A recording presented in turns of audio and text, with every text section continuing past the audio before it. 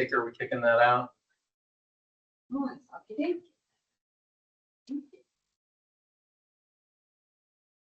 right. Welcome. Calling the October meeting of the Information Technology Advisory Commission to order. We have Mr. Edelstein on the line virtually with approved medical exemption. John, thanks to tell us where you're attending from. Beautiful city, Arlington, Virginia. All right. And we have a quorum in the room. So we'll go ahead and get started. Hey, Laura. A few minutes for everyone to trickle in. There's Jackie and Andrea. Call me Raj. That's easier for you. Hey, Raj. Jackie also attending with an approved medical exemption. Jackie, can you tell us where you're attending from? Despite the picture, I'm at home in Arlington. All right. Public comment. Do we have any public comment? I don't see any members of the public in the room or online. All right. Adoption of the minutes. Tracy circulated the minutes from July, which was our last meeting that we had minutes from. Any edits, or do I have a motion to adopt? So moved. Second? Frank seconds. All in favor? Aye. Any opposed? Motion carries unanimously. Thank you very much. The minutes are adopted. Chair's update. The only real update I have is that I've been communicating with our friends over at Fuse about the proposal that they've made for opening a small business development center located physically at the Fuse location in Arlington, extending the services that they currently provide physically out in Fairfax to location in Arlington. I think we had previously discussed endorsing that idea as part of our budget recommendations. I'd be interested in a volunteer to write that recommendation. Does anyone want to volunteer for that? Chris? All right, Chris, I'll work with you offline to back brief you on that. You can produce a draft and circulate it around before the next meeting. Hopefully we can adopt it next meeting. All right, on to the agenda item for tonight. Raj, our Assistant Superintendent of Information Services from Arlington County Public Schools, is here to brief us on the county's AI pilot and the use of artificial intelligence in Arlington County's public schools. Raj, take it away. You're on mute. Good evening, everybody. Again, my name is Rajesh Adusmil. You can call me Raj. The Assistant Superintendent overseeing information services and technology in Arlington. I know a few familiar faces that I've been actually working for, for a few years, actually, in this place. So hello to everybody again. I actually am joined here with my colleague from, who was my colleague in information services, and now actually in the Office of Academics. Ms. Forster, I want to see if she could take a minute to introduce herself and her role, then I will kick it off. Yeah. Hello, everybody. My name is Jacqueline Forster. I'm the Supervisor of Digital Learning and Innovation in Arlington Public Schools. Yeah. So I know, Ms. Hartel, when we were talking about what would be more ideal for the group and what was of the interest, we talked about artificial intelligence and the way we are trying to adopt some of these tools to support us, more importantly, teachers, and then in the future supporting students as well. So we actually had a small presentation we used last week, a few weeks ago, actually, to kick off a town hall meeting. We were going to use the same kind of information to actually help us have that conversation one more time. And then we'll be glad to answer any more questions at the end. So without wasting much time, I was going to ask Ms. Forster to see if she could kind of share the background, the story, and where we are with respect to generative AI in schools. Okay, does that look right to you guys? Yes. Okay, great. Hopefully, yeah, I'm on a big screen so you can see what's on my screen, but I can always share slides if you're interested in seeing more in detail what I'm sharing. Thank you for asking us to join you guys. I'm excited to be able to share what we're doing in Arlington Public Schools. I know I talked briefly with Raj and some of the members last year about where we were with the pilot, but now we're kind of considering this our rollout year of our instructional platform, our K-12 platform. So I'll share information that was shared a couple of weeks ago, like Raj said, in our community town hall for families and community members. And you can, if you have questions, you can also just ask clarification if you need to. Very informal. So as a part of our district-wide rollout this year, we vetted and approved a few different tools for staff and one for secondary students, which was piloted against another platform, which we did not move forward with that one. So we looked at very closely in the pilot with two instructional designed for K-12 instruction platforms and went with one of them after a thorough vetting by our AI steering committee and different factors that I'll talk about. Educators are exploring how AI can serve them as a thought partner this year and a productivity enhancer and help them with idea generation and making task completion more efficient. And there's a lot of, we're still kind of really exploring all the power of what it can do and the impact that it's having on education. We're trying to do a very thoughtful, slow, purposeful rollout of the information as we're learning and making sure our teachers are up to date.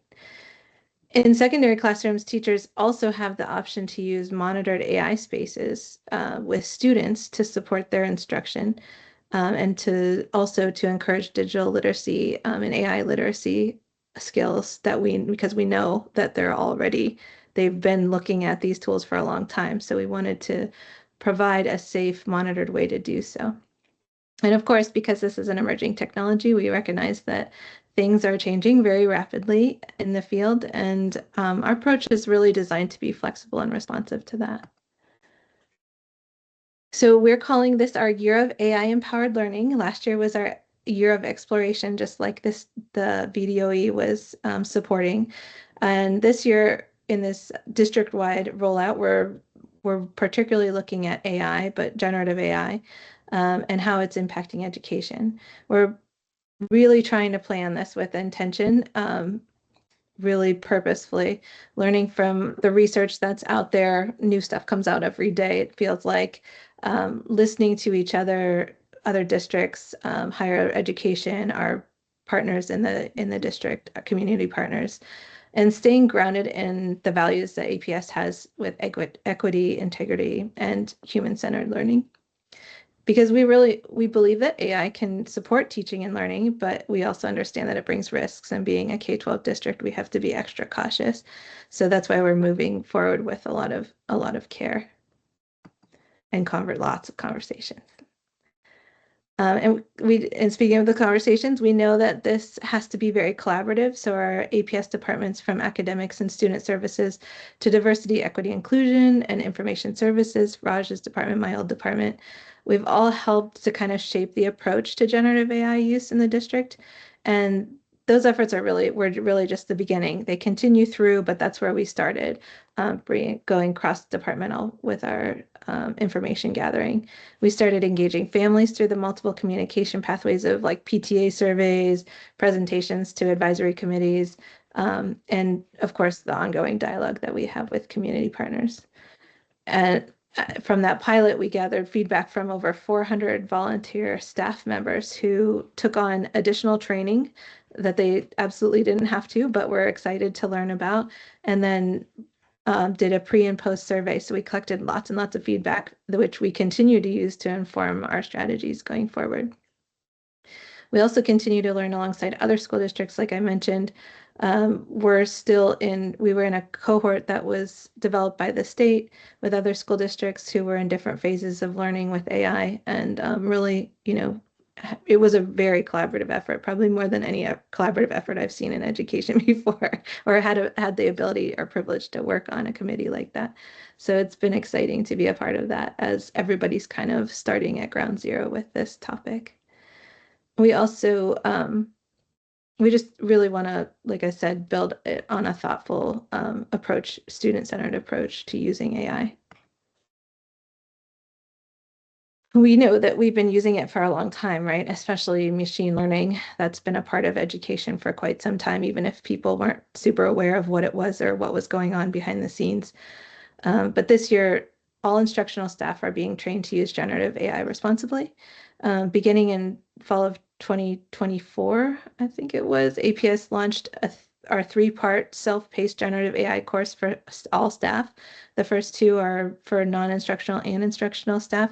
And the 3rd part is really focusing on an instructional impact, where the first 2 are more like foundational knowledge in artificial intelligence, building that history and all of the pieces that they needed to know to move forward, and then really diving deep into safety and security topics so that we can move into instructional impact, AI literacy, and building a shared language for our teachers, because that's really what they were asking us for quite a bit last year. They wanted to, not just policy, they wanted to understand how to have conversations about it with their students.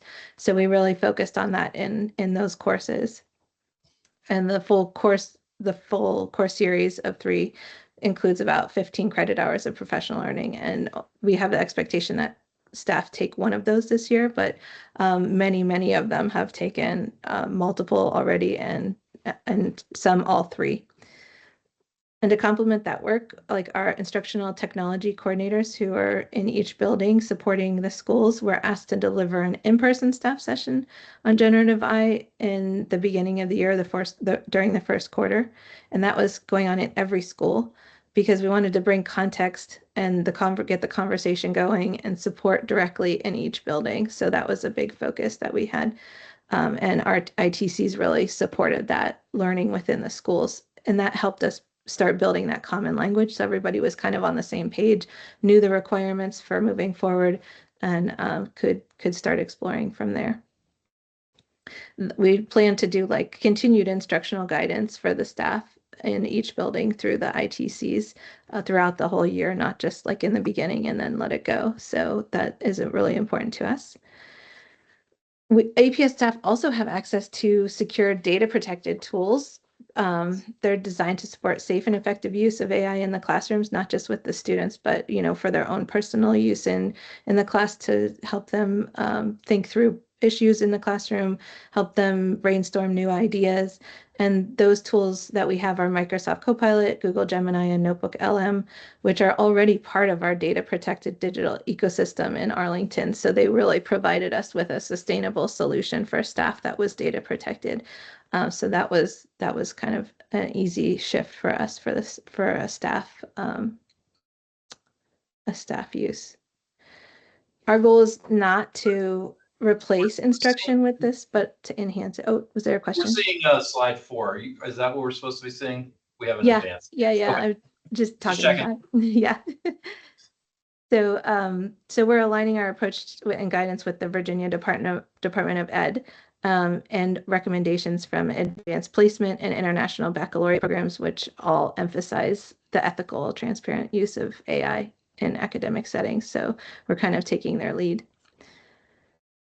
We're using the guiding model with our students, human to AI to human, which is a model that's really becoming pushed in like higher education and different places, where students begin with the question, use AI to explore the ideas, and then return to their own thinking to evaluate and revise the information.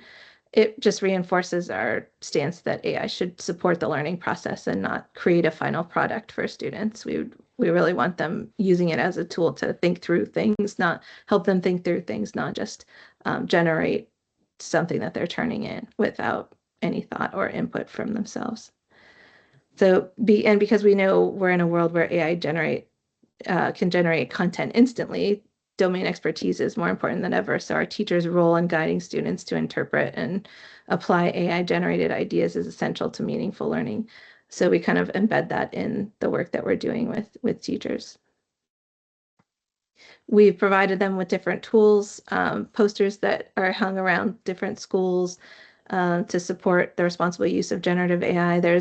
You can find, these are all also shared on our APS website. And there's customizable guidelines for approved Gen AI use that teachers can use just as a starting point to kind of customize to their content areas. And again, that goes back to building that common language for our staff to be able to set clear expectations, promote consistency across their classrooms, and support academic integrity. That's really what our goals are for those kind of things. And to make sure that students understand how to interact with generative AI in a responsible way, because we could see in our analytics tool that they were trying to get to the tools. So we knew early on, very early on, that they were trying to use them.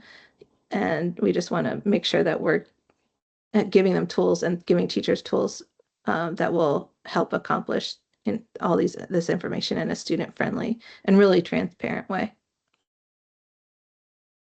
Our guidance, our APS guidance that was developed is considered kind of a living document in case it needs to be updated.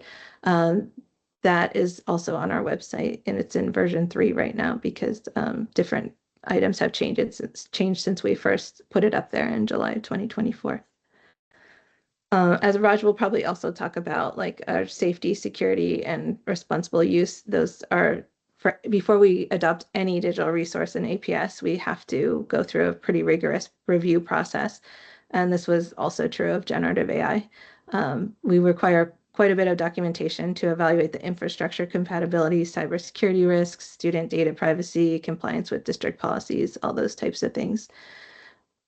Our decisions are guided by instructional goals and equity and accessibility and alignment with APS values, not just like the vendor features alone, right? So that's why we had so many different departments at the same table kind of thinking these things through.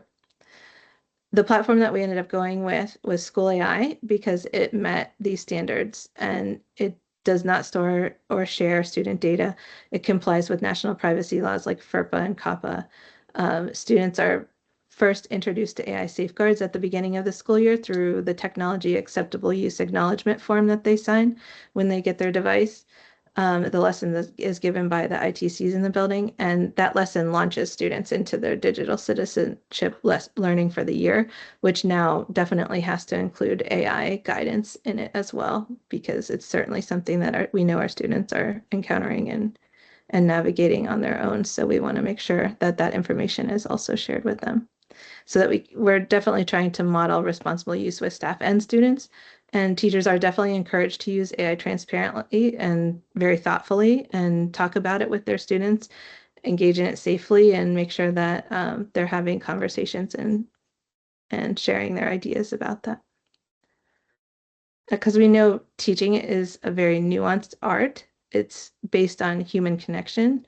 And Gen AI tools certainly could never be a replacement for the best instructional practices. There's support that could enhance learning when thoughtfully integrated. So that's what we were trying to do with the tool that we chose. School AI is available to all APS instructional staff, and they can monitor any spaces that are shared with 6th through 12th grade classrooms.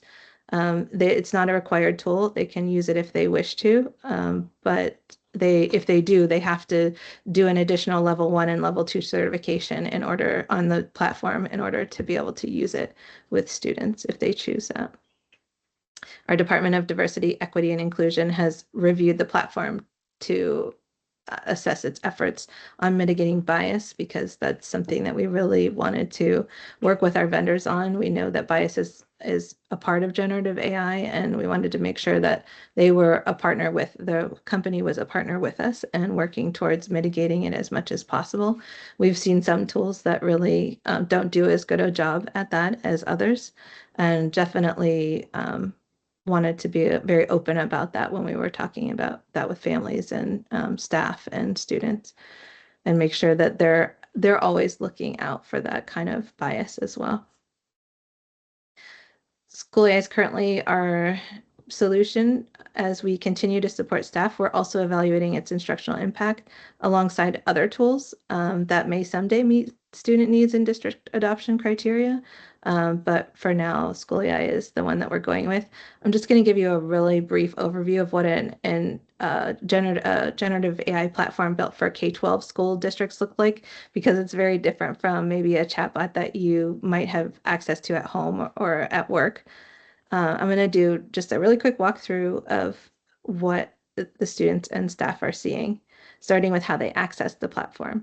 Our students do not have their own accounts in School AI. They can only join a monitored space when their teachers open up a customized learning experience for their students, which can adapt to student readiness levels on the fly as they're working in those spaces. And it also can work in different languages for the students that they have. It supports over 60 different languages. And the School AI Spaces guide is a guided activity hub that the teacher designs and sets guardrails in. So it has a non-anthropomorphic avatar called Dot that kind of assists students as they work through the space. The avatar offers them hints if they get stuck or examples, but it never gives them the answers. And it keeps students focused on the subject. So if they try to veer off topic, then it directs them back on to the topic that they're supposed to be learning. And all of this happens within safe boundaries set by the teacher, which was really important to us, being able to customize the tool and to be able to set those monitored boundaries. Just like we monitor our devices for our students, we wanted to be able to monitor this activity within the platform. Within a space, every student works through a clear agenda that shows the steps that need to be completed in the assignment that they're working on. Sometimes they're working alongside a book or paper pencil along with this tool to support that learning that they're doing, or working collaboratively with their groups. But they always know what to do next and can track what they've completed along the way. There's also these different from a chatbot that like ChatGPT, there's these things called power-ups in the student experience that teachers can add. They add a higher level of interactivity to the spaces, and they're really just interactive tools that teachers can add when they're designing the student space, like Desmos calculators for math, or study support like flashcards on topics going over vocabulary, or tools that allow students to like create images or document generators that help them build different things. So those can add that extra layer into the chatting experience that are really designed to meet the learning outcomes that their teachers trying to get to. And like, for example, like this mind mapping tool really helps build critical thinking skills through tools like that are embedded in the learning. One of the really important parts for us is this mission control piece, which is the teacher's command center when a space is open to their students. The spaces are only used when teachers are with the students in class and are monitoring the interactions at this point. Teachers can see exactly which step each student is on in the agenda.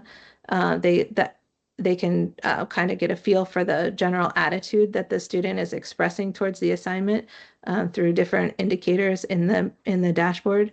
And they also see their progress toward learning outcomes. It's in real time, it's monitoring the level of mastery and how far the student has gotten, and the student, it provides alerts that highlight students who may need immediate support for the teacher as they work through. So the goal is real-time responsiveness in a tool like this, and that kind of insight really supports the personalized teaching that we would love to have in every classroom in a scalable way, even in a really busy classroom or a really large classroom. The mission control also allows for emotional safety to come into play. School AI flags critical alerts at the top of the mission control board for teachers. Those flag interactions may signal some kind of concern. It could be student expresses stress during the lesson, if they're expressing confusion or something more serious, that will flag the teacher immediately in the dashboard as well. Even though they're monitoring the students in real time during this interaction, they also have this additional support that's checking on the information that the students are including in the conversation. So if something like this comes up, teachers have the ability to immediately pause all the students or specific students as they're working, or close down the chat and address what's happening as needed. another important example is the last one I'll talk about is within this one, the teacher zoomed in on one specific student who's excelling at the topic of graphing functions and inequalities in her work. So this insight gives the teacher immediate feedback into how the student is performing, so that they can support the student in a really meaningful way. They can do that through other types of extension activities or scaffolded learning, but they can quickly see that, oh, the student has the skill mastered. They can move on to different activities and things like that. So it's just a really quick overview of the platform. And now I'll hand it back over to Raj to talk more about different aspects of AI and APS. Sure. Jackie, thank you. I think this was very detailed, a very kind of comprehensive update on the student aspect of it and the Gen AI application on the teachers and through the teachers to what the students' exposure is in secondary school. I think like the county counterparts, we are addressing AI from two different points of view. One is obviously efficiencies, like, what we could actually bring efficiencies to our kind of operations, kind of regular things and things they would want to do, saving employees time and all the other aspects of it. And then there is the instructional aspect of it. I think what Ms. Förster covered is actually on the instructional side of it. But that does not actually stop us, because we have had various other tools like Copilot, access to Gemini, and the kind of other platforms that we have already been working on from a productivity point of view with staff, in terms of things that's already there. Just wanted to point out that not only did we do all of this, it was very important. I think if you really look at it, we actually have a small portion of our staff which is technically savvy, who understands what this means, understands what the context of it, what is happening outside, and understands the technical terms. But there's a large portion of the staff that might actually benefit from being educated in a very structured way to actually what it means, how to navigate it, and what is it that they actually can use it for their purposes. Again, thanks to Ms. Förster, again, we've been able to create some self-learn based learning classes and courses that we already have created.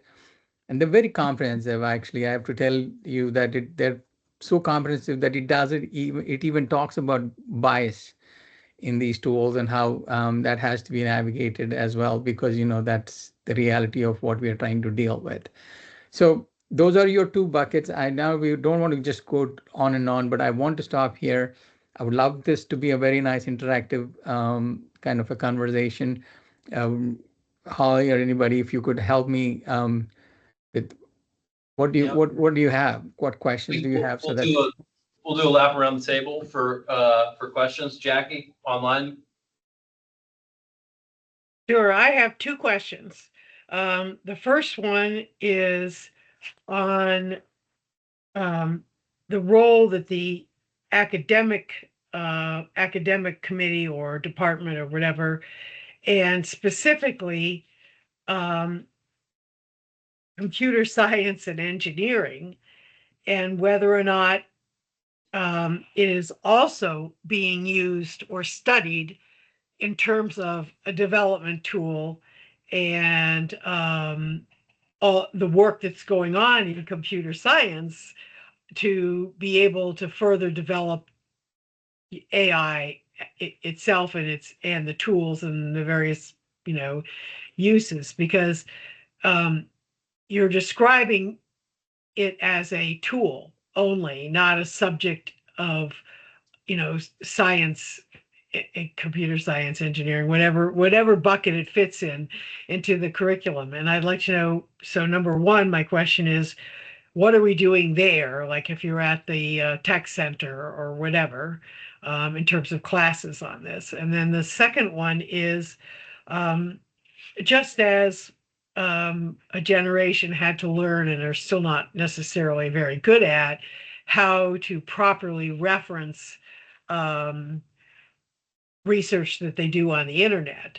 One of the biggest issues here is what and it's changing even, what the expected protocols are referencing how you used it in papers or other things. So, you might be using it for organization, you might use it for document drafts, you might be using it for research, and how to document the level that the product you're turning in use this is, I think, not as straightforward as it might be, and there needs to be some training in that.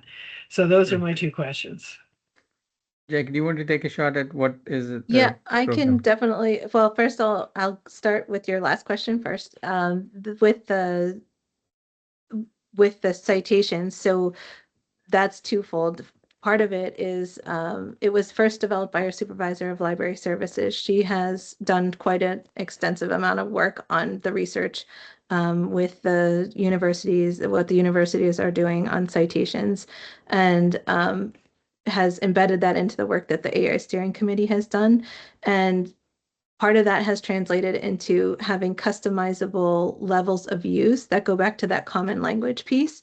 And those customizable levels of use that teachers kind of shared with their students is the secondary level, like when they share their syllabi, they've built in language on how AI can be used. Those posters and those customizable forms are really what help teachers express that to students, how they would, what is acceptable, what's not, what they can do at different levels, and where and at what level does it need to start being cited in the work that they're doing. And it starts very early on what they would need to use citations for. And they have examples of those built into those levels of use poster. So that is definitely something that our supervisor of library services has worked on with her team, and has built into some of the tools that we have shared with teachers this year.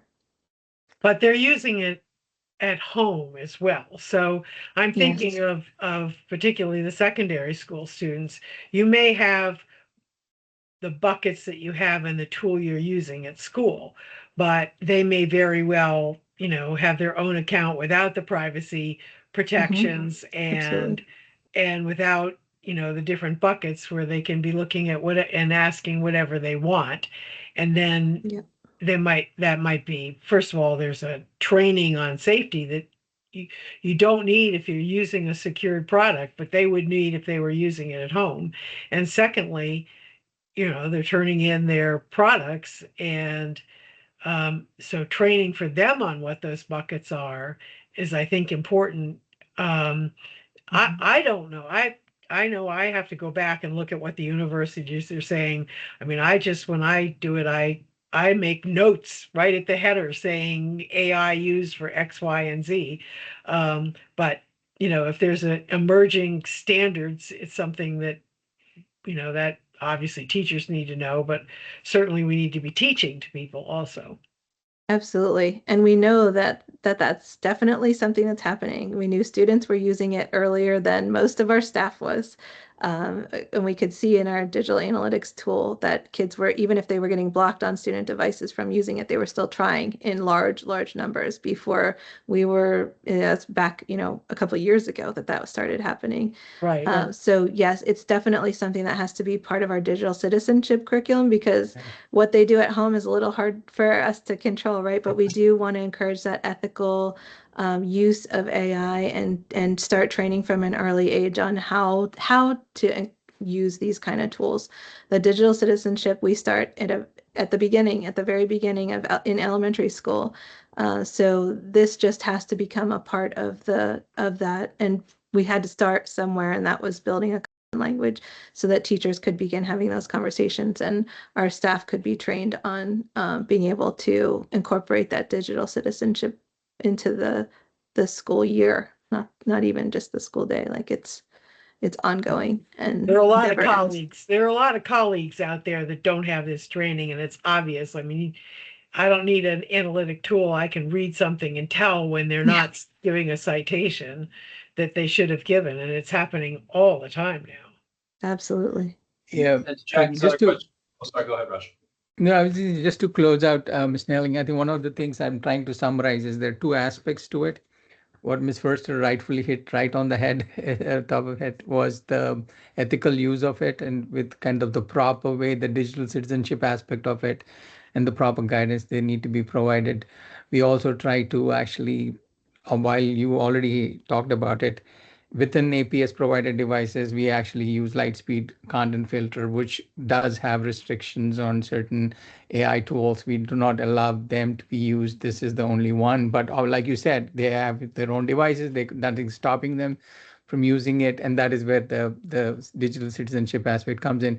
Quickly touching on one more point, you actually talked about how is it being taught? How Yes. else is it actually being done? It definitely is embedded into that particular program, particularly I would say more than the computer science, I would say under the CTE umbrella, the career technology and engineering umbrella. There is also a huge partnership with GMU. GMU is a very active partner with Arlington Public Schools, not only in kind of bringing the awareness, but kind of also bringing tools and also providing guidance. But that is through their conversations that we've kind of been in early discussions about biases, through the things that they've actually researched, that we've been able to discuss biases on APS. They're also working on certain projects with us on actually trying to use that in kind of other aspects as well. So GMU is a very active partner. Now, there are a couple of projects we can talk about in detail offline. Arise is one part. There are multiple ways that working on it. We also have the AI Scholar program. That is what is being targeted for, particularly for the 9th and the 10th grade students under the CTE umbrella, more from an experience point of view. We can actually talk about that or provide that later in detail. And we Sorry. have the Virginia digital learning standards and the digital computer science standards that that are more and more, reflecting how we have to make sure that this instruction gets to students. And like Raj said, our CTE teachers we're trying out those tools earlier than anybody else. They definitely were excited about AI coming and how it could be embedded. But it's not just CTE, it's all of our teachers now. No, our English teachers were really quick to pick up on it too, because they could tell that writing changed very quickly for some of their students, so they are also very involved in those conversations. Thank you, John, sir. Jonathan, any questions? Well, I guess I was kind of curious about how you maintain kind of consistency if you're using AI for that. The three different categories you talked about seem a little hard to draw the distinctions. I imagine that different teachers probably don't do them exactly the same way. How do you make sure that those are implemented consistently across the faculty? Do you mean the digital citizenship kind of teaching, or? Yeah, no, the way that, so yeah, the digital, that's right, yes. So we have leads for different topics, and our instructional technology coordinators, we have one in each building. So they kind of lead the conversation with their staff. Their role is to be in the school talking about to teachers and staff and kind of guiding them, coaching, co-teaching their staff. And they're really taking the lead on generative AI, especially because they know it needs to move very quickly so that teachers have the information. So they kind of guide the singular message. They were trained pretty thoroughly last year, and they continue to be trained throughout the year.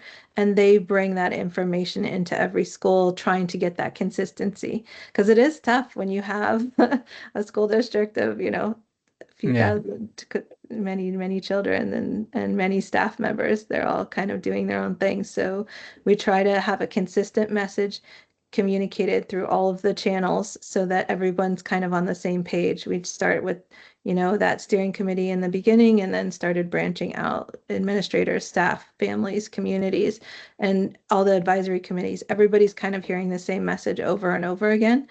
I can do these presentations in my sleep now because I say them so often to so many groups, but it's such important information to get out there because of that consistent messaging. And if everybody doesn't hear it, or everybody doesn't take the courses, then they don't know, right? So it's really important to make sure everybody hears the same message. Thanks. Let's go. So you brought up the AI Scholars Program for high schools. I was curious what age groups take better for the school AI. Are those high school kids as well, or do you see like younger students benefiting from them? From the Uh, School AI platform? Yeah, go ahead, Jackie. I think it is for the secondary schools. I think Yes. we are talking about grade 6 and above, with varying capacities of usage. They're not exactly the same. We understand the research in the high schools is different as compared to what their expectations and need is in actually the middle school. And like Ms. Forster said, these are very, very controlled and monitored channels that are actually being open for them. So I think it also is very tightly controlled by the teacher with respect to the scale and scope. And also some additional tools like Ms. Forster already provided can also be made available for high school kids as they actually progress through.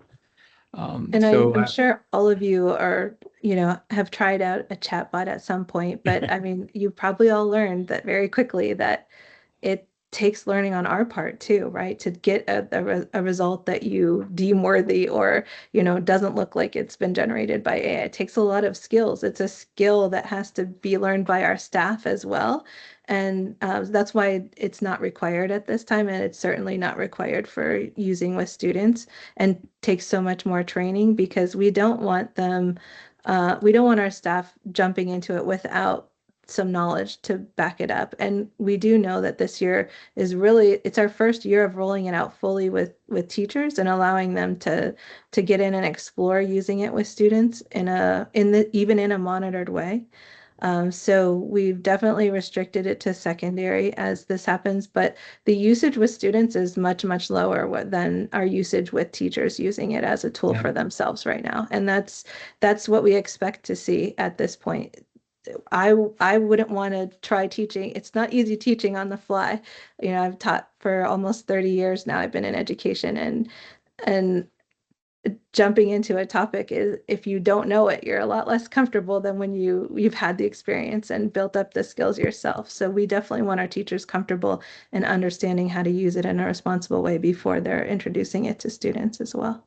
So it's open for secondary students once teachers have had the training and feel comfortable to try it out.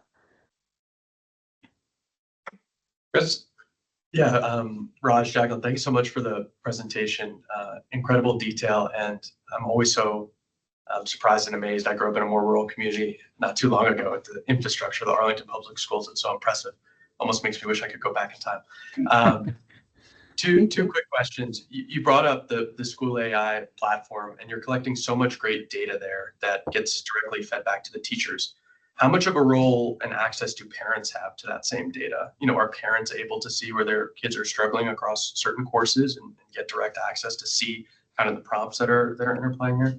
Yeah, great question. So all of the conversations, while School AI isn't, sharing information or collecting the data or anything, they are available to the teacher in their dashboard until they delete them. So they can go back after class and review the conversations. We do encourage parents to have open conversations with the teachers about what is going on. We have letters translated in in all of our top languages so that teachers can introduce even to the parents saying like, going to be trying this out, just giving you a heads up, so teachers are on the same page with their parents and families at home, because we don't want to surprise anybody with something like this, because we know it's a new thing for a lot of our families and our students and teachers. So we just want to have those open lines of communication. The chats can individually be saved and downloaded from the teachers, so they can use them in conferences. They can have conversations with families in different ways about what they're seeing in those.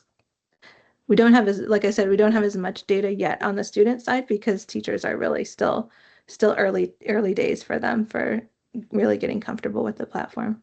Yeah, I think, Jackie, the question also had an edge of actually saying, if I'm a father of like a student who's a senior and actually is in a particular class, and is there a particular standard he's falling short on, and is there an output of the tool that's telling me that he's falling short on a particular standard that the parent can actually support? Am I right in understanding? Is that what that was one of your... That's one aspect of it. I think Yeah, really so that this is just one of the tools that the teachers actually have in their repertoire, but the basic thing about, at the end of the day, with the summation of all of these things with respect to what the student is and how they're performing, still comes to you through the standard operating procedures like the report cards and the comments, and then the things that are actually coming through that are again all available. We are also working on allowing that those comments also be translated into all languages that using again AI tools to actually be able to have that also be presented to non-English speaking families as well. So I hope I've answered kind of all aspects of your question. Yeah. We kind of just want to call it one more tool in their toolkit. We'd never expect them to rely on any one criteria to evaluate a student, or a mastery of a standard. Using multi-criteria would be the way to go. And this is just one more way that they can get feedback from the students. Thank you so much. Gary? Yeah, thank you for the presentation, really excellent.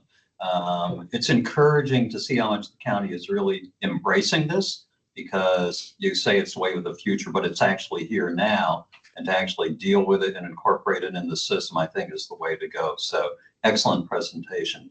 Question I had is with regard to the budgeting. How does this fit into the APS budget? Are these like line items? How does this work?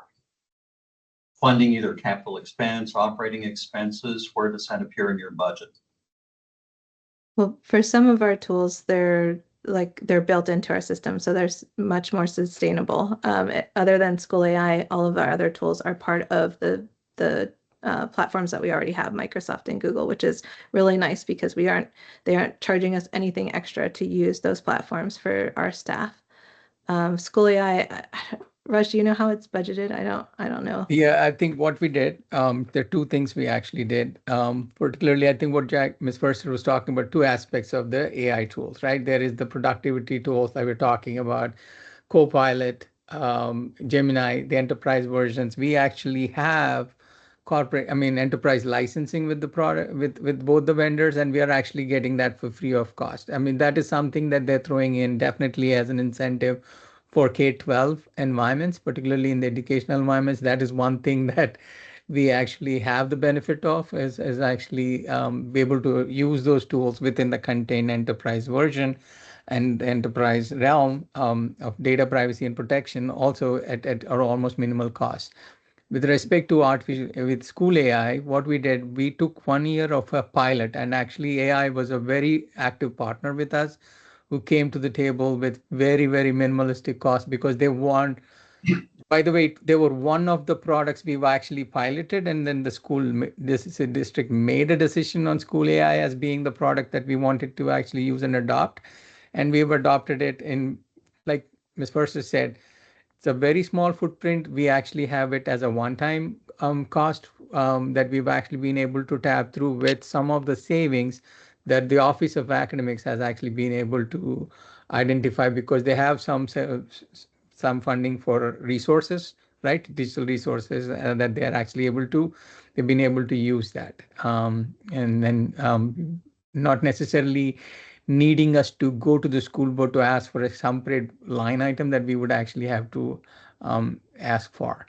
But we will monitor the usage. We will actually see there will be some additional costs as you actually see the growth. And then, like, I'm just throwing it like Google says everything is for free, but obviously there will be some embedded costs with respect to storage that is going to come along. There is some embedded cost for tools for protection that will come along as additional add-on costs. We don't have all of that, but we will constantly monitor. And as we identify these things, we will bring that forward into the board, in front of the board as part of the budget conversation. Thank you, appreciate it. Yes, sir. Jim? I have no question. Byron? Yeah, thank you so much for the presentation today. I have two daughters in APS, one in elementary school and one in middle school. So it's really excited to see how you guys are being proactive about, introduce AI. And the slides that resonate with me is the slide that where you have the X, and then where it's like no AI, and then part of the AI that's guided by the tools. And the one is, you can use more AI universally. But so are you labeling all when you're rolling out, are you labeling all these tools? And also the dashboard that I saw, that you can see all the progress from the students, I guess that's school.ai, right? So is that going to have like different hooks into multiple places to see how they're doing on Copilot, how they're doing on so-and-so, and to make sure also all these data don't get leaked out to the world. Let me answer that question in two parts, actually. I think the context of using it in an academic sense is limited within the scope of school AI. We are not actually trying to open a very similar kind of a thing in Copilot for students for instructional purposes or in any other platform. That is the whole purpose of actually trying to focus on school AI, right? We already have a one-on-one agreement with the legal binding agreement with school AI that they've actually signed off for the data privacy and protection. That is what they started. That is definitely one out there. And by the way, school AI is also, pretty One Ed Tech certified, and it's also SOC 2 certified. I'm sure like majority of you know that, but there are certain high standards. That's one of the reasons why we went with school AI as well. So they have some pretty high standards with respect to the information that they're holding and the way they're going to protect that. And they also have a policy where once we lose contact, or like when a student leaves APS and has that contextual connection lost with the system, they will actually delete that information within a very brief period of time. So that way they're not retaining any of the student information. Anything that we are holding is only within the context of APS, right? That's number one. And Jackie, I think you need to help me out here. The other thing that the dashboard and the growth and all of those things, they're limited within the realm of school AI. And that is limited to the teacher that is actually dealing with that particular project, right, Jackie? Yeah, I wanted to add, like, one of the big reasons why we couldn't go with Gemini, Google Gemini, or Microsoft Copilot with our students is because there are several reasons why we're having to pay for a platform for students. The big one, and the reason why we couldn't go with Copilot or Gemini at this point, was they don't have a way to monitor students like School AI does. And that is very, very important to us, especially in these early stages where everybody's learning. We needed a tool where that real transparency is open so families can ask about it and so teachers can see it immediately. And Google and Microsoft are not there yet on their K-12 products. They've been told by many consultants, I think, that they should go in that direction because that's what K-12 districts really need to have. But that was a big indicator. And the other one was being able to customize the tools on the back end. So our central office staff and our academic staff can customize some of the tools to embed different things that we wanted to see teachers being able to use, because the research was already telling us last year that if teachers were using just a generic free lesson planner, then they weren't getting great results with it. But when they were using a customized tool, like you might do in ChatGPT or with Microsoft Agents or Google Gems, where you design your own tool on the back end, AI tool on the back end, then you get a much better result. And that makes sense, right? But that customizable piece was something that we knew that we had to have in a platform moving forward. So those were the two big things. The posters, I think I was cutting out on me for a minute, but I think I heard that, and correct me if I'm not answering the right question, but the posters, there was just the one shown, but we have a few of them posted up online, and they go into different details about levels of use, and it's about building those common language pieces across schools. So I know if you go into different schools, they might be hanging up in classrooms or the same ones all over the district, especially in secondary where they're really able to use those tools. Was there another part of the question that I missed? No, that was good. That was okay. I'm very impressed that you guys thought about this last year. That's very early on. You guys have already piloted for a year. That's amazing. That's amazing. Yeah, this is actually our third year of working on this. We were nowhere near ready the first year. And the tools didn't catch up yet either. We had some really good people looking into it in IS to get it started. And then we were able to keep building and growing. Yeah, I think I want to just add that we first looked at it like it's a technology product, trying to figure out the technology behind it, making sure we were comfortable with that. The next year, I think, thanks to I mean, Ms. Forster, we opened it up as a small pilot, but it actually was received overwhelmingly, and then we had more than 400 to 500 teachers that signed up immediately. That tells you how eager they were and how they were actually already seeing. And that was the last year of, like, learning more about what the options were, learning more about the best tool. And this year was incrementally moving it towards actually secondary, just to understand. Arlington Public School has always been organic about it, in the sense, like, we always see this. The early adopters, they actually lead the whole thing, and then they learn a lot in this process. And then over a period of time, we really see certain things that are tangibles that can be adopted for everybody, that immediately are the low-hanging fruit that bring efficiencies across the board, and those are easily embraced. That's what we are actually hoping, that we would incrementally build over the next few years on this. Jackie? Hi, Jacqueline. Great presentation. I'm headed out to the NICE K through 12 cybersecurity conference in December. So I would love to be able to share with them the progress here of APS. But one of the questions I had was, when you talked about the teachers and being trained, what are they being trained on? How long are they being trained? And what is the certification process for that? Yeah, that's a great question. So when we first started this, there wasn't a lot available for ready to go for staff. There were a lot of webinars being held by different people, but we weren't seeing what we knew we needed. And we also were worried that it wouldn't address the topics that we knew we needed to address in Arlington for our population. And we were worried that webinars wouldn't cut it, or live trainings wouldn't cut it, because our teachers last year were really tied down, especially certain grades, by Virginia's different ELA standards that came in. So they had to do a lot of training, additional training that they weren't expecting. So there wasn't a lot of training time left.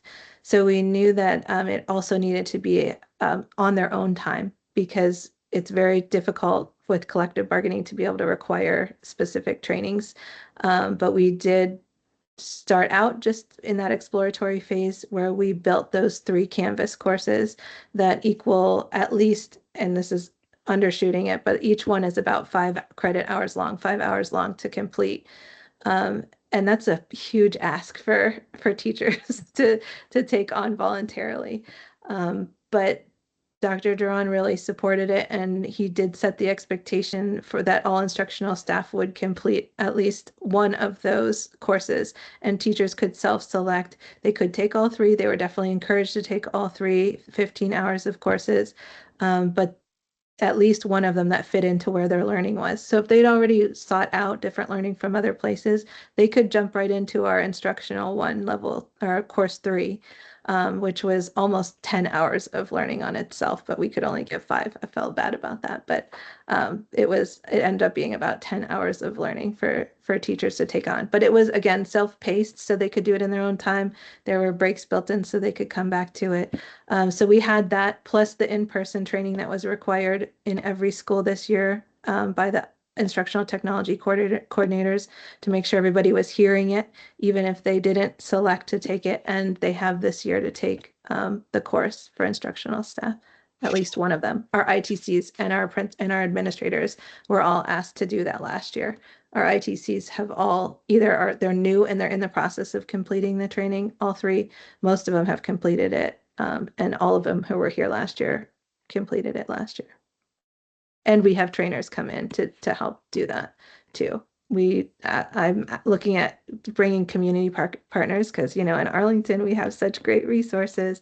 I'm working with our CTE coordinator, one of our CTE coordinators, who develops partnerships for students. And I've connected with her, trying to bring in more partners to train our teachers so they can start having conversations and see the why behind it. Because I'm lucky enough to be able to go to different panels and listen, like conferences like you're talking about, and hear the value and the importance of exposing staff and students to this kind of stuff.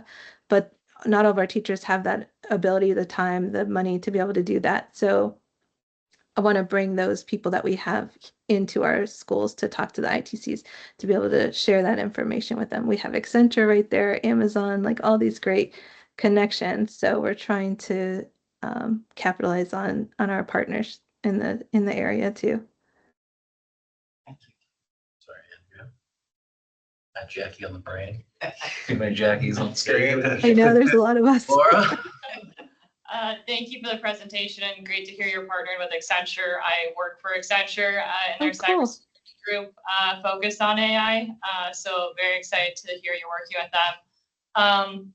I guess one question I have kind of on the flip side of Andrea's, do the students get any kind of coaching or guidance around how to use AI, even like prompt engineering or like how to just like be a good steward or user of AI?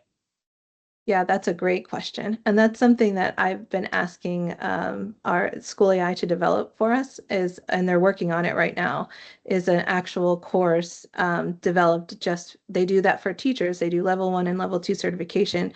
I want one for students from them as well, just on the platform that we're asking students to use. Right now, we're using our digital citizenship curriculum, different things like that. Different tools like from Common Sense Media. We have Nearpod. I don't know if you know that tool very well, but it's an instructional tool that offers different lessons and things that we can offer students on AI. We don't have a dedicated curriculum yet for that kind of thing, but one of the things that the EdTech Advisory Group, where we have a subcommittee, their charge this year is digital citizenship, and I really want to see like dedicated lessons and instruction built into different aspects for students. And one of the ways that School AI is working with us also in tandem is to build spaces that are designed to train students how to use AI better and embed those AI literacy skills and things like that. So we're exploring lots of different ways to do that, but still kind of in the works. Jackie, I'll take this opportunity to actually do a plug-in for an ask of this group who's actually listening here. I think that is one of the things we want to know is like if you actually, Jackie already talked about partnerships, talked about kind of, willing partners who would want to come and tag along and actually do certain things, work. We would love to see what other opportunities are available that could be tailored towards the students, like what could be age appropriate, because we are open for any kind of input to actually say, hey, here's a great source, but you might want to evaluate that, because we are all partners in this one. We are all actually learning, and there's so much of this technology evolving on the fly that it's very hard for anybody to be on top of everything. So it has to be a collaborative effort, and that is my ask of the group. Actually, if you have anything, I actually posted our website here. There is a place where you can also throw in actually a resource directed to us and actually say, hey, great resource for students, great resource for teachers, or things that you would want to consider, please drop that. I'm going to put my personal email and in the chat as well. I would love for any kind of input that will help us improve our opportunities and our things that we could bring forward to our students. Yes, please. Reach out to us. Just make one comment. I deliver 2 webinars out there for Mr. Raoul at APS there for cybersecurity. Yeah. So high school students, I'm inquiring about the training. That's what I was asking about. So I'll be reaching out to you guys. Yeah. Thank you. Yes, and we'll also connect you with our CTE people too, because I know they're always looking for more connections there too. Thank you. Congratulations on the work you've done so far. A lot of moving parts, a lot of people. My question is about program accountability. I assume that at the end of this rollout year, you're going to report to the superintendent, the county board, the general public on how the program is going and how well you're meeting your goals. And I wondered what your thinking is on that, what your planning is on that, and in particular, what sort of success metrics you're going to use to see how well you've supported student learning, empowered teachers, and build future-ready skills. Yeah. Go ahead, Jackie. Go ahead.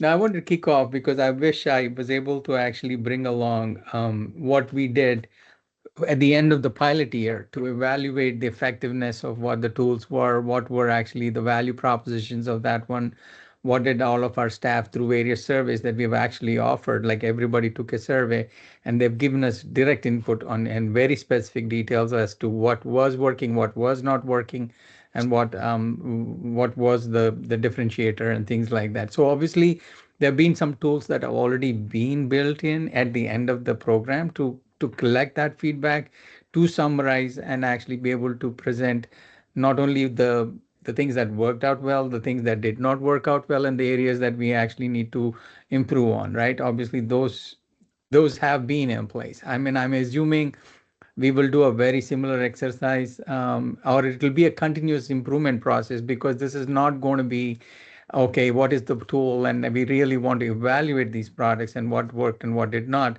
It's a matter of saying, in this particular product, as part of your learning and as part of your usage, what were the lessons learned? What can we adopt and what can we actually do that? I'll let Ms. Förster actually elaborate anything she wants to add on that.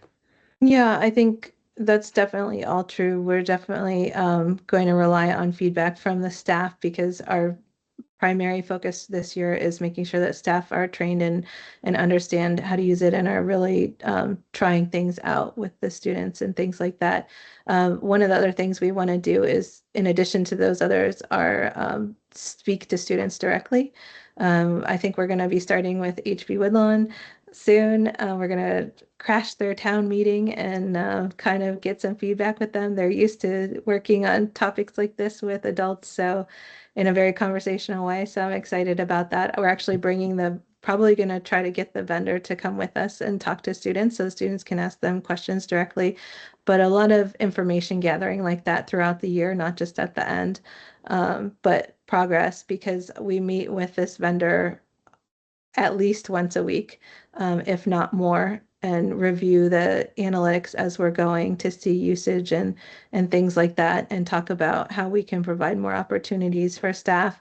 We were noticing that not all staff had time to devote 15 credit hours or 15 hours to the learning. So we also started creating, our library services supervisor started creating little AI bite videos of information for staff. They're no more than 2 minutes, and we put them out every week so they can get the information in little chunks. So there's lots of ways that we're trying to get information out, and then lots of different ways that we're collecting information back so that we are able to share those outcomes. Right. Thank you very much for the presentation. Very exciting and impressive to see how far you've come so far. Question I have, I know that college professors are using tools to verify or to analyze to what extent students are using their work and just using AI to try to get by. Do the APS teachers have similar tools, and are they using them? That is a really great question and very touchy. So this is what happened to us. A lot of the vendors have decided, I don't know if this happens in the private world too, but in our area, we've had vendors just launching AI features in products that we've used for years and years without really even an email.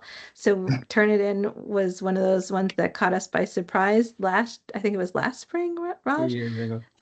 Maybe it was longer than that. I don't remember exactly when but we had to turn it off, because after doing the research, we saw the inaccuracies and we couldn't take those chances of teachers relying on that as proof that a student was cheating when it wasn't giving us a high enough percentage of accuracy.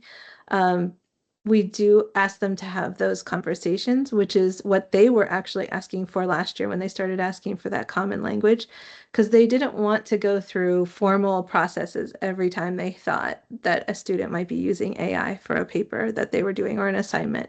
They wanted to be able to sit down with the student, say, hey, did you use AI on this tool or on this paper and have a conversation about it. Like, this doesn't look like you're writing, or whatever, conversation they had. And that's really what they asked us for in large numbers. And I think that is how many of them are handling this situation. They're having conversations. They're being very open in the first place in their syllabi, and also in their developing those levels of acceptable use in their classes with students, like being able to say, like, do not use any AI. If you do, like, we're going to have a conversation about it. We might have to, like, follow the natural steps that a teacher would follow. But yeah, the detectors we are staying away from at this time until we can find one that's a little more accurate. They were using, they were looking at Google version history for a while. And then we started seeing the tools that allow kids to, like, type their papers with an add-in on a computer, so it can change the speed and put in an amount of errors that they want to show up. So that wasn't a foolproof way. Like, as soon as you think you have an answer, there's something else to combat it. So it's constant battle. I also think, sorry, Jackie, didn't mean to break you. I think we also put very little emphasis, but we actually have to understand the biggest strength in here is how well the teacher knows their class, because I think they know their class really well. They are really the best indicators and the detectors of where the tool has been, because there's a huge deviation from what they're actually been able to show. That's one thing I wanted to point out. But when the closest to anybody that said their accuracy was in any kind of a public place was up to about 3 or max of 3 to 4 times in 5 attempts that they would be accurate. That means, like, there is no way that you would actually accept that level of percentage accuracy to even talk about that with, challenge in kind of scenarios to in real world scenarios. I think that is what I'm trying to support what Ms. Förster was saying. The tools, they say they can, but their accuracy, that they actually, if you drill down into what they can, their numbers are really bad, and then are not enough for us to be able to stand on that and be able to support it. So yeah, I hope we have answered that question. Yeah, I can also share one of the tools that we have introduced this year is a lockdown browser, because the teachers were expressing a huge concern about testing environments and get almost to the point where they were getting rid of devices and making kids go back to paper and pencil, which was tough for some of our students with disabilities. And even my own left-handed son had a horrible time switching to paper and pencil for timed writing tests.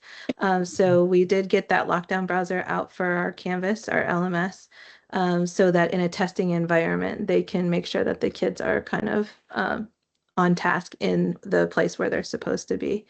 For high school students, that was one of the things that our teachers asked for very loud and clear this summer. Blue books making the comeback. Yeah, paper and pencil. Never gonna go away. Just don't bring back the slide rules. Or chalk. I don't want to ever see chalk again. So I love everyone here, because you've covered off on everything I wanted to ask, which is great, except for the steering committee. Can you tell us more about the governance of this? Because this is obviously, as you said earlier, going to change a lot over time, rapidly. And so I think that continued governance and iteration is key. What's the composition of that committee? Who does it report to? How does it share its decisions and work out, if it does? Tell us more about that. Yeah, sure. This was started by the superintendent's office. Our chief of staff came to us and started. This was, gosh, I don't know. Was this in 2024? Maybe the spring of 2024, and said, "So what's this AI thing all about? We've had some presentations from people, and what do you guys know about it?" And started bringing the departments together, academics, information services, and we knew that it was big enough that we were going to need to bring in all the people together as student services, because we knew, like, the social emotional aspect and the Office of School Support because the schools and the discipline side. We had to talk about plagiarism conversations and ethical use and all those things. Equity, students of not having it, and students who can use it on their personal devices and don't have any pathway to learn about it on the student's device. So our diversity, equity, and inclusion office had to be included pretty quickly.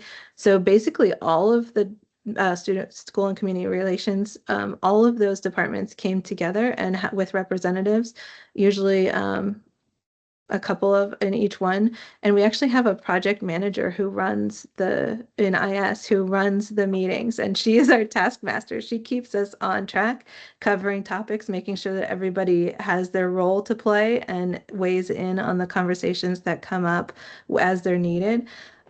So we are created and I guess governed on the top by the superintendent's office, but we started off with our central office people, and that's really, and then we farm out the work and the information gathering to our departments as well from there, sharing it with the supervisors and specialists on the content side, making sure that principals understand and have their role to play in the schools, the school counselors, our ITCs in the schools, our technicians, all of the people really have a place in this conversation because it really impacts everything and everybody.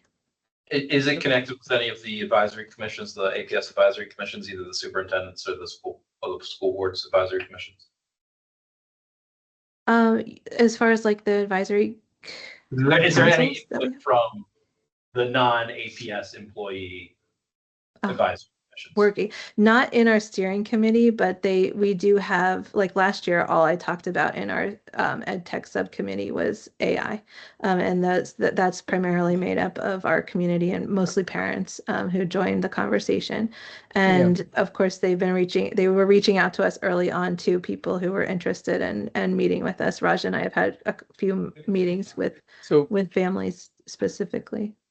Two things actually I would actually add to that one. I think to answer your question, there is ACTL is the academic umbrella of all of these committees, right? In that committee, in that umbrella, there is the ed tech group, right? I mean, there is one group that looks at particularly that one, and that is where Ms. Forster was actively presenting throughout the year as to what our kind of statuses were and information in different chunks that we've actually been providing them that update. So they were not actively participating in us on a day-to-day basis because we literally had to meet every week because of the kind of information we had to gather, information adjustments we had to make, and the kind of content we had to put out there in terms of guidance, because we literally started with the framework. If you look at the website that I've actually shared, you can see the amount of extensive work that we had to do over 1 year period. And to deliver that, we ended up having to meet every single week and have a very dedicated, focused effort to concentrate on this particular one, which would be too much to ask of a community member because it's almost like a full-time job for somebody. But we've kind of managed to give them constantly updates at different points of time under that umbrella. I think we'll continue to do that exercise because again, this year is also evolving. There'll be a lot of learning, a lot of adjustments, and a lot of things we have to do. And from time to time, we would actually try and provide that update to that group. Great. Thank you both very much for your time here tonight and briefing us. Anything before we move? It is close to closing time. Nope. All right. Thank you very much. Look forward to all your good work. It's a ton of great work that you guys have done. Please keep it up. Thank you very much. We appreciate the time. Thank you. You guys have a good night. Bye. All right. Frank, legislative update. All Make it right. quick. Yes. Okay. I sent it around, so maybe you just. Any highlights you wanna hit out there? Well, satellite. Verizon's going to have satellite, which is good. I think fills those gaps. I don't think there are many gaps here in Arlington. But Amazon's also attempting to launch a satellite. yes, they've got one, and actually T-Mobile, I think. And right now they're doing use Viasat, but I believe they're cut a deal with Starlink, SpaceX. And I was out on the Great Allegheny Passage Trail in western Pennsylvania. No signal, you get the dreaded SOS on my phone, and was able to send a text message out there on by satellite. Tells you to orient it towards the sky. So Yeah, I think they actually modeled the "Can you hear me now" commercial. Right, on you, but- right?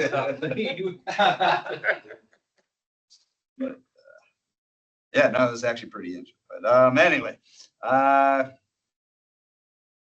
may get the authority to jam contraband cell phones in jail. We have to provide that one to Mike. Let's see. And yes, Well, contraband cell phones in jail. Jail. Yeah. I thought you were going to say in schools. Schools. No, that would be. Yeah, maybe That might be. No, just so far, just jails. Yeah, I'll leave it at that. I'll stand on what I sent around.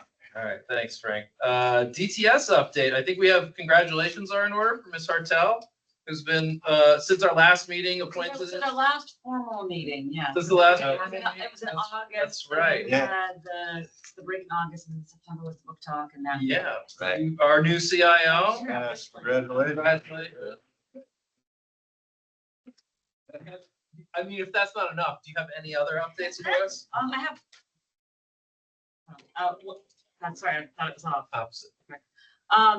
Just one, talking about AI is that because of the book talk in September, in conjunction with CAPE, we did launch a chatbot on the public website. I encourage you all to go out there and try it. So far, it's gotten pretty good reviews and responses. We are tracking on the back end, kind of seeing what's happening and working very, very closely with our communications team. Fantastic. Big update on this. Fantastic. All right. Do we have anything for the good of the order? Nice K through 12 conference, December, first week in December. Cybersecurity K through 12. Can you send it out? I will. Thank you. The only thing I have for the good of the order is a reminder that November, we have adjusted our normal schedule. It will be the third Wednesday instead of the fourth Wednesday, so that we don't conflict with Thanksgiving. So November 19th is our next meeting, again here. And we can do one of either November or December virtually. Do we want to do Thanksgiving or Christmas virtually? Christmas. Okay. We'll do Christmas. So we'll be in person for November, and we'll do virtual in December. And I will be either in November. I'm in Italy, so Fantastic. Where are you going? Italy. No, where? All over. Okay. Frank, they have Zoom in Italy. I know. I'm thinking more the time difference is going to be. Yeah. All right. With that, I'll entertain a motion to adjourn. So moved. Second. Second. All in favor? Aye. Aye. Opposed? Motion carries. Thank you very much. Have a good night, folks. Yes. Don't be like the other dog. Oh, yeah. Don't leave No, the- oh, yeah, no. Don't leave the